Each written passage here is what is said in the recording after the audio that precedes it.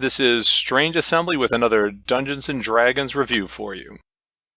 I'm going to be talking today about Candlekeep Mysteries, the latest release for Dungeons & Dragons 5th edition. It releases on March 16th, 2021. Candlekeep Mysteries is an anthology of adventures for D&D 5th edition. Because this is an anthology of adventures, this is a primarily Dungeon Master focused product. This review, however, is spoiler free, so you can also find out as a player if this is something that you would be interested in playing in a game of, or that you can, pester your local DM to run adventures out of. So again, Candlekeep Mysteries is an adventure anthology, not a campaign.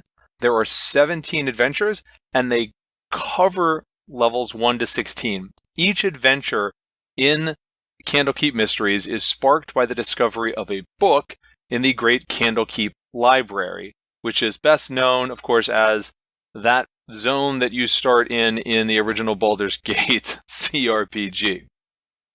Although it has adventures that cover 1 through 16, it is not a continuous campaign. They can be dropped into an existing campaign. They can be run as a one-shot. They could be run as a continuous campaign, but it's not going to be one overarching storyline. Only a few of the adventures have a firm tie to Candlekeep itself. In most of the adventures, the book is either a passage to a demi-plane, or takes you to an extra-dimensional space, or it simply tells the characters to go off and do an adventure somewhere else. Bibliophiles will be happy to know that each adventure is named after the book that sparks the adventure, with books generally featuring heavily in several of the adventures. Each of the individual books is lovingly described in Candlekeep Mysteries, although that description probably isn't going to really be relevant to the adventure. In a way, Candlekeep Mysteries most closely reminds me of Tales from the Yawning Portal. There are big thematic differences, however. While Tales from the Yawning Portal is a treasure trove of classic adventures, including some very old-school Death Trap dungeons, Candlekeep Mysteries is full of fresh adventures by mostly up-and-coming designers, along with a few veterans, and leads towards mystery and the sort of, let's see what's happening in this interesting place exploration. Sometimes the adventures are more clearly mysteries. Sometimes the mystery is more of a typical something bad is happening, go see what it is and stop it. But again, with less of a combat focus than perhaps your traditional Dungeons & Dragons fare. This is most strongly the case for the early level adventures. The highest level adventures do become more focused on combat and epic combat encounters. And there are indeed some death traps in the book, so don't think that they're not there just because they're not a big element. Beyond the adventures, there's no new mechanical content for players, although the Dungeon Master gets a few more monsters to play with and a few more magic items to hand out. The adventures overall seem relatively generous with treasure and supernatural charms, so players may enjoy that. There's also a write-up about Candlekeep itself, but it's very brief, not enough that you could use it as a fully detailed campaign location, but rather enough that the DM has some vague idea of what's going on in Candlekeep, enough to, handle the opening and closing of each of these adventures as they send you off on their way.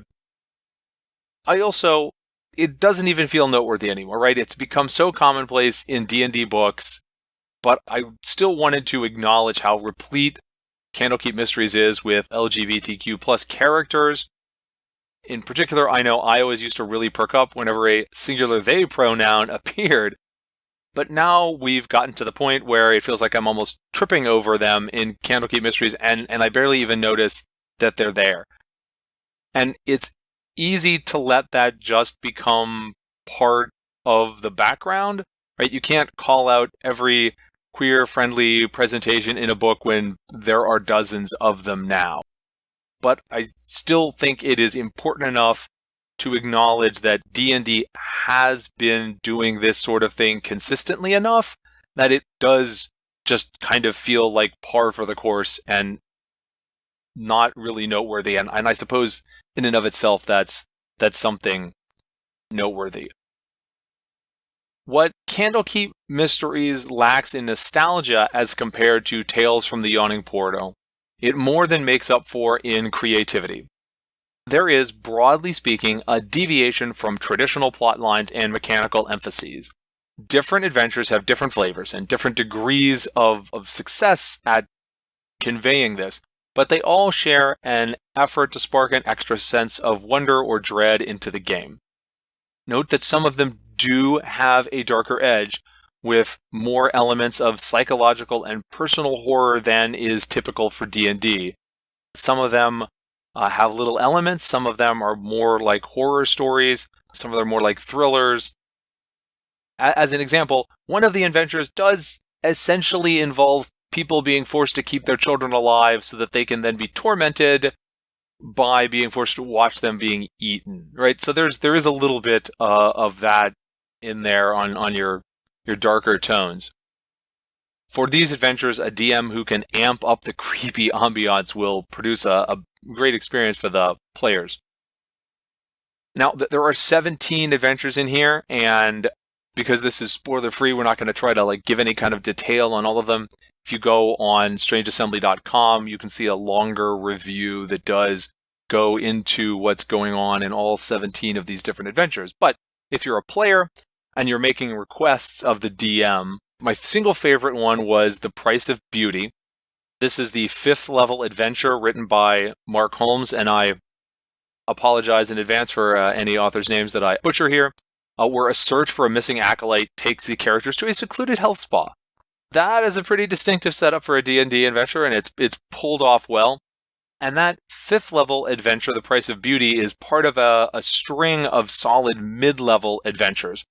That includes both of the level 4 adventures, right? This is 16 levels, 17 adventures, so there's one double up.